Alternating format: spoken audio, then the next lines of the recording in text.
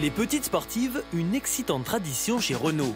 Surtout quand elle consiste à booster les moteurs à l'aide d'un turbo, gage de performance et de sensations fortes. Cette technique, entraînée en Formule 1 dans les années 70, a notamment permis à la marque de transformer ses Sage R5 et Super 5 en tonitruant bolide.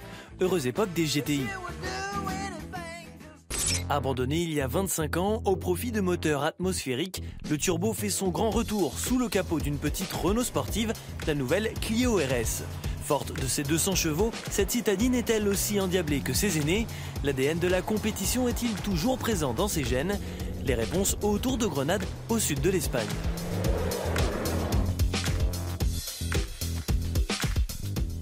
Esthétiquement, aucun doute sur la vocation de la Clio RS. La panoplie parfaite de sportive avec un Milady spoiler à l'avant, de magnifiques jantes en 18 pouces, excusez du peu, un large becquet, un diffuseur inspiré de la Formule 1. Mais surprise par rapport à la Clio précédente qui était une 3 portes, la RS 2013 est une 5 portes. À bord, aucune équivoque. Le sport reste une priorité.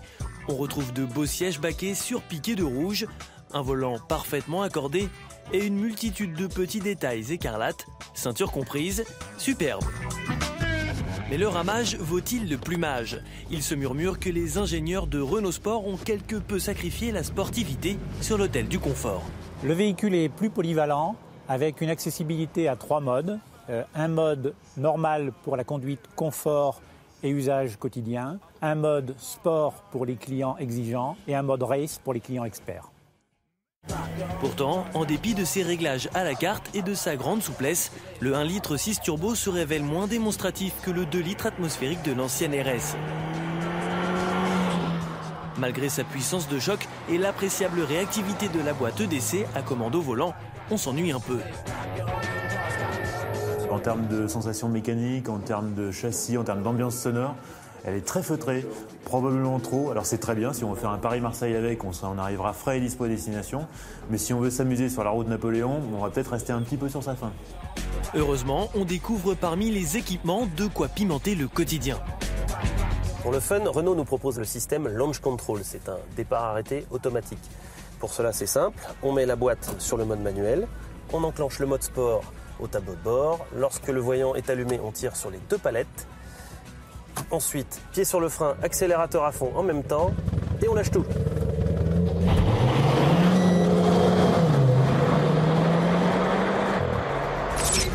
Renault a aussi développé un châssis plus viril proposé en option pour les amateurs de conduite sur circuit. Alors il y a quand même moyen de s'amuser avec la Clio en prenant l'option Châssis Cup à 600 €, qui embarque des ressorts un petit peu plus courts, une voiture plus basse et des pneus spécifiques.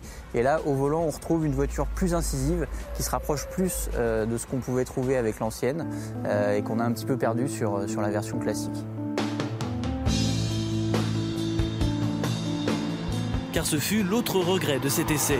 Avec ses suspensions souples et une direction peu communicative, la Clio RS n'est pas aussi souveraine que l'ancienne. La sensation de virer à plat et de faire corps avec sa machine s'éloigne. Dans les virages serrés, le train avant a parfois du mal à gérer la motricité malgré l'électronique. Il se dérobe même rapidement sur le sol mouillé. Il faut aussi garder à l'esprit qu'une fois le mode race enclenché, l'ESP est totalement déconnecté. Sans électronique, des talents de pilote sont requis pour maîtriser les ruades du train arrière. Amusant, mais à condition de rester sur circuit. La Clio 4 RS se révèle tout de même plus rapide que sur la Clio 3, avec 6 secondes 7 au 0 à 100 et 230 km/h en pointe. Les disques de frein surdimensionnés permettent en outre de réduire notoirement les distances d'arrêt. L'honneur est sauf. Alors oui, ce nouvel opus offre de nobles performances, une boîte robotisée à la pointe et même un menu permettant de mémoriser ses exploits sur l'ordinateur de bord. Mais à 25 000 €, il manque l'essentiel pour rivaliser avec les addictives Citroën DS3 Racing et Mini Cooper S, le grand frisson. Alors si vous possédez une ancienne RS, conservez-la précieusement, elle pourrait rapidement devenir un collector.